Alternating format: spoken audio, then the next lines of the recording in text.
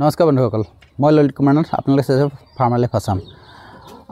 আমি কথা পাতিছিলোঁ কি, আমি পাতিম কিহৰ ওপৰত কথা, আমাৰ অসমত কেনেকুৱা ছাগলী চলে, আমাৰ অসমত কেনেকুৱা ছাগলী ফাৰ্ম হ'লে, কেনেকুৱা ব্ৰিড হ'লে আমাৰ অসমখনত আপুনি ছাগলী ফাৰ্মিং কৰি ছাকচেছ হ'ব। তো আমি আজি সেইটো কথা গোটেইটো কথা ল'ম আৰু কি হ'ব লাগে সেইটো কথাই পাতিম। কোনটো ছাগলী হ'ব লাগে, কোনটো ব্ৰিড হ'লে আমি অসমত ছাকচেছ হ'ব পাৰিম। চাওক, যেতিয়া মই প্ৰথম ছাগলী ফাৰ্মিং ষ্টাৰ্ট কৰিছিলোঁ তেতিয়া মই এটা বিটেল আৰু চিৰহী ক্ৰছ এটা লৈ ষ্টাৰ্ট কৰিছিলোঁ মেল, আৰু 16জনীমান মাইকী ছাগলী লৈ মই ষ্টাৰ্ট কৰিছিলোঁ। আৰু সেই 16জনীমান মাইকী ছাগলীপে যায় আপোনাৰ মোৰ 52জনী মাইকী ছাগলী হৈছিলে, ডাঙৰ মাইকী ছাগলী, পোৱালিবিলাকত এক্সট্ৰা বাদ দি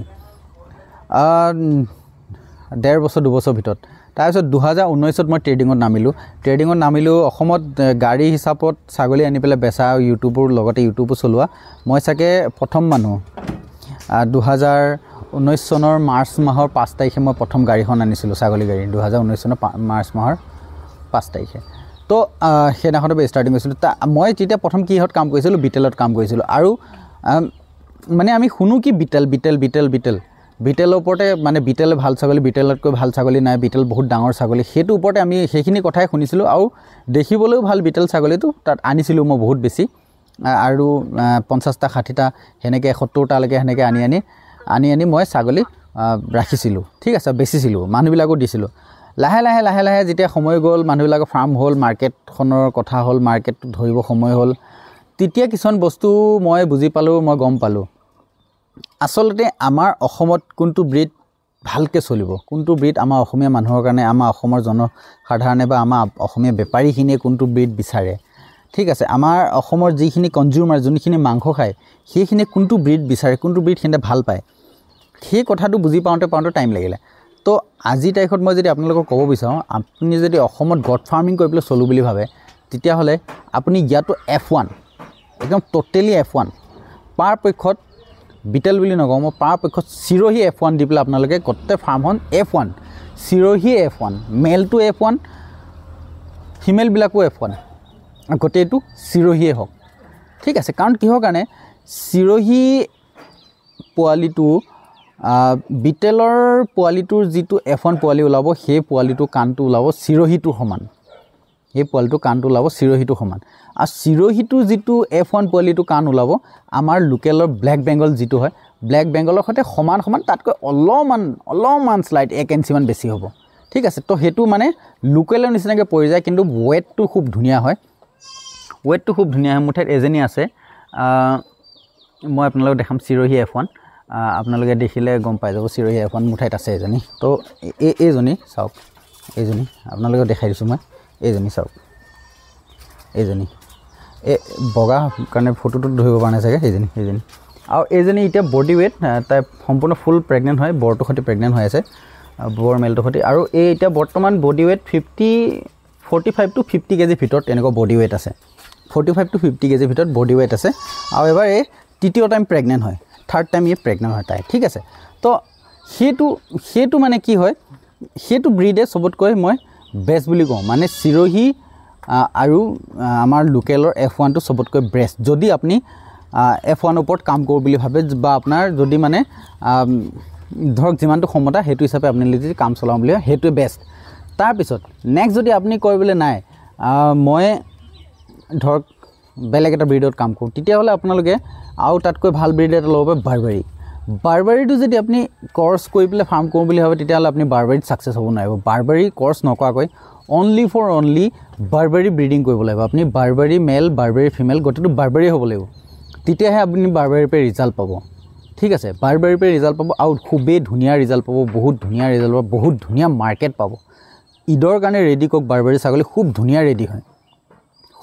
ৰেডি হয়, খানা ভাল, কম খানা খায়, কম জেগাত ষ্টল ফিডিঙত থকা ছাগলী হয় বাৰবাৰী ছাগলী। ঠিক আছে, যেনেকৈ বৰ এটা বহুত ষ্টল ফিডিঙতে সিহঁতে থকা ছাগলী হয়, সেই নিচিনাকৈ ছেম টু ছেম বাৰবাৰীটো ষ্টল ফিডিঙত আৰু গ্ৰেজিঙতো যায়, কিন্তু ষ্টল ফিডিঙত ৰাখি আপুনি বাৰবাৰী ফাৰ্ম আপুনি কৰি চলাব পাৰে। আচ্ছা, তাৰপিছত যদি বাৰবাৰী নকয়, ঠিক আছে, তোমাৰ তাতকৈ অকণ হাই যাওঁ, তেতিয়াহ'লে আপুনি 10জনীমান আছাম হিলগত ভাল কোৱালিটি লৈ এটা বড়ো মেল দি পেলাই আপোনালোকে ফাৰ্মিং ষ্টাৰ্ট কৰিব পাৰে। বড়ো মেল এটা দি আপোনালোকে বহুত ধুনীয়াকৈ ভাল এখন ফাৰ্ম ষ্টাৰ্ট কৰিব পাৰে। কাৰণ এটা বড়ো যদি আপোনাৰ দূৰতীয়া সম্পূৰ্ণ ফুল ব্লাড লাইন ভাল ইম্পৰ্ট লাইনৰ মেল পোৱালি যদি হয় আমাৰ অসমতে জন্ম হোৱা হয় সি কমচে কম 1 বছৰীয়া দুদাঁতৰ পোৱালিটো কমচে কম 70 কেজিমান ৱেট লয় 70 কেজি পে মানে 80 কেজিলৈ ৱেট লয় 1 বছৰীয়া পোৱালিটো ঠিক আছে আপোনাৰ খানাৰ ওপৰতে কথা হয় তো 70 পে 80 কেজি ভিতৰত সি ৱেট ল'ব সেই ছাগলীটো আপোনাৰ 1 বছৰত যদি হেতু ৱেট লয় তা 50% আপোনালোকে ৰিজাল্ট পাব তা 50% যদি আপোনাৰ মাইকী ছাগলীজনী যদি ভাল হয় আমাৰ আসাম হিলত মাইকী ছাগলীজনী খুব ধুনীয়া হয় তেতিয়াহ'লে 40% যদি 50% যদি আপুনি ৰিজাল্ট পায় তেতিয়া 40 কেজি ৱেট ল'ব 40 কেজি ৱেট বা 35 to 40 কেজি আৰামছে এটা ছাগলীয়ে ৱেট ল'ব যদি তা মাকজনী ভাল গাখীৰ গুখি আছে তেতিয়াহ'লে আপুনি হেতু এটা ব্ৰিডত যাব পায় কিন্তু মই ইয়াৰ আগতেও মানে কওঁতে কিছুমানে মানে মই কৈছিলোঁ যমুনাপাৰী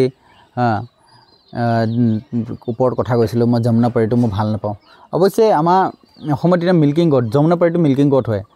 বিউটি গট হয় ঠিক আছে যমুনাপাৰীটো মিল্কিং গট হয় বিউটি গট হয় তাৰপিছত হেদৰাবাদী সেইবিলাকত বহুত লম্বা কাণ একদম লম্বা বিটেল হ'ল বহুত লম্বা কাণ তো সেইবিলাকত ছাগলী কি হয় মানে বেপাৰীয়ে যেতিয়া ল'বলৈ কাৰণে আপুনি বেচিবৰ কাৰণে হেৰি কৰিব তেতিয়া মানে সিহঁতৰ মানে সেই মাৰ্কেটটো আপুনি নাপায় আৰু বিটেলৰ মাৰ্কেটটো নোপোৱা বিটেলটো মই নানা মেইন কাৰণ হৈছে কি চাওক মই বিটেল ছাগলী পুহিলোঁ বিটেল ছাগলীটো ওখ বহুত হয় দেখিবলৈও ধুনীয়া হয় ওখ বহুত হয় খানাও খুব বেছি খায় কিন্তু ঠিক আছে খানাও খুব বেছি খায় এটা ডাঙৰ ছাগলী 14 কেজি খানা লাগে তাক 14 কেজি ঘাঁহ গছপাত তেনেকৈ মিলাই 14 কেজি খানা লাগে যা তো আপোনাৰ 14 কেজি যদি এটা ছাগলী খানা লাগে চাওক না 28 কেজি এজনী গৰুৱে খায় আৰু 14 কেজি এটা বিটেলে খাব ঠিক আছে তো আপুনি সেইটো হিচাপত যদি আমি হিচাপ কৰোঁ যা বহুত গুণ্ডা নেমানেই একদম যা তো 14 কেজি যদি খানা খায় তেনেহ'লে আপুনি কেনেকৈ সেই ফাৰ্মখন আপুনি চলাব পাৰিব নোৱাৰিব মানে যদি আপোনাৰ 10টা 15টা 20টা বিটেল হয় নোৱাৰিব আৰু তাৰপিছত তাৰ মাইনাছ পইণ্ট আৰু এটা আছে বিটেলৰ সি যিটো হিচাপে খানা খায় সেইটো হিচাপে ৱেট গেইন নলয় সি হাইট লয় কিন্তু বডিত মাংস নবনায় তাৰ মানে গাত হাৰ্ডিবিলাকত বহুত ৱেট হয় কিন্তু মাংস কম ওলায় হাৰ্ডি বেছি ডাঙৰ হৈ যায় মাংস কম ওলায় সেইটো এটা মাইনাছ পইণ্টৰ কাৰণে বিটেলখিনি আমাৰ অসমখনত মাৰ্কেট ধৰিব নোৱাৰিলে বিটেলে যেন মাৰ্কেট ধৰিব নোৱাৰিলে অসমত মাৰ্কেট ধৰিব নোৱাৰা মেইন কাৰণটো হৈছে সেইটো এটা প্ৰব্লেম ইনে মই নকওঁ বিটেল ছাগলীটো মই বেচা নাই যেন আজি যদি মই কৈ দিওঁ বিটেলৰ কাৰণে মোক এতিয়াও দিবলৈ কাৰণে হাম মানুহ ৰেডি হৈ আছে বিটেল লৈ যাওক তো মই নানা মেইন কথা হ'ল সেইটোৱে কাৰণ মই যিটো কথা বুজি পাওঁ মই যিটো কথা জানো সেইটো কথা জানি বুজি যদি এজন মানুহক যদি এটা ফাৰ্মাৰক যদি মই মানে ঠগি থকা নিচিনা হ'ব এতিয়া কোনোবাই কিবা কমেণ্ট কৰিব পাৰে আমুক হয় তামুক হয় আপুনি বেছি কথা কৈছে সেইটো ক'ব পাৰে মোৰ যিটো মনত আছে সেইটো মই কৈছোঁ মোৰ হিচাপত মই এইটো কথাই জানিছোঁ বিটেলত আপুনি ফাৰ্ম কৰি ছাকচেছ হ'ব নহ'লে যদি সেনেকুৱা যদি বিটেলত যদি ফাৰ্ম কৰি ছাকচেছ হ'ব পাৰিলে হয় বা সেনেকুৱা যদি থাকিলে হয় বহুত ধুনীয়া ৱেট গেইন কাৰণ মই লংকাত এটা ছাগলী বেচিছিলোঁ বিটেলৰ মই যিমানটো ৱেটৰ হিচাপত বেছি বিটেলটো আপোনাৰ ডাঙৰ হ'ব যেতিয়া 3 বছৰমান হৈ যায় তাৰ বয়স তেতিয়া খুব একদম গাহৰি নিচায় সিমান দিনলৈকে 3 বছৰ 4 বছৰলৈ আমাৰ অসমীয়া মানুহ বেচিবলৈ কাৰণে ধৈৰ্য ধৰি থাকিব ফাৰ্মাৰ এটা সময় নাই ঠিক আছে তাত পাঞ্জাৱত কি হয় কি তাত এভেইলেবল ঘাঁহ গছ গছনি এভেইলেবল পায় তাত মানে এভেইলেবল কি হয় সিহঁতৰ দানাটো পায় তো সেইটো সিহঁতে সেনেকৈ মেনেজ কৰে কিন্তু আমাৰ ইয়াত নহয় সেইটো নোৱাৰে আপুনি তো সেইটো কাৰণে বিটেলটো মাৰ খাই গ'ল বাকী জাখৰানা বহুত ভাল ব্ৰিড হয় জাখৰানাটো লৈ কৰিব পাৰে আপুনি ক্ৰছ কৰিব জাখৰানাটো কিন্তু জাখৰানাটো অকণমান দামটো খুব বেছি হৈ যায় হা তাৰপিছত মই চিৰহী বুলি কওঁ মই কাৰণ চিৰহীটো কিহৰ কাৰণে কওঁ চিৰহীটো ভাল বুলি চিৰহীটো আপোনাৰ ধৰক ৰেটটো ঠিক ঠাকে কমেই হয় আৰু তাৰ প্ৰডাকশ্যন ৰেটটো খুব বেছি হয় খুব বেছি প্ৰডাকশ্যন হয় চিৰহী তো সেইটো হিচাপে ঠাণ্ডাও খুব সহ্য কৰিব পাৰে গৰমো খুব সহ্য কৰিব পাৰে চিৰহীয়ে ঠাণ্ডা আৰু গৰম দুইটা পাম্পাৰ সহ্য কৰিব পাৰে সেইটো কাৰণে মই চিৰহী বেষ্ট বুলি ভাবোঁ বাকী আপোনালোকক মই গোটেইকেইটা ব্ৰিডৰ কথা ক'লোঁ এইকেইটা ব্ৰিডৰ ভিতৰত আপোনালোকে কোনো এটা ব্ৰিড কৰি পেলাই ধুনীয়াকৈ থৈ ফাৰ্ম ষ্টাৰ্ট কৰিব পাৰে বাকী কিবা জানিবলৈ থাকিলে নেক্সট টাইম আপোনালোকে মোক ক'ব মই জনাই দিম বুজাই দিম ঠিক আছে এই মোৰ গুণ্ডাটো আহি আছে আহি মানে দিগদাৰ কৰি আছে যা আৰু শিংকেইটা ইমান ডাঙৰ লাগিলে একদম ফালি লৈ যাব হা তো সেইটোৱে মই গোটেইখিনি কথা আপোনালোকক বুজাই দিলোঁ আপোনালোকে ইয়াত যদি কিবা শিকিবলৈ আছে জানিবলৈ আছে তো মোৰ ভিডিঅ'বিলাক আজিকালি ট্ৰেইনিং পাৰপাছৰ হৈ আছে তো আপোনালোকে চাব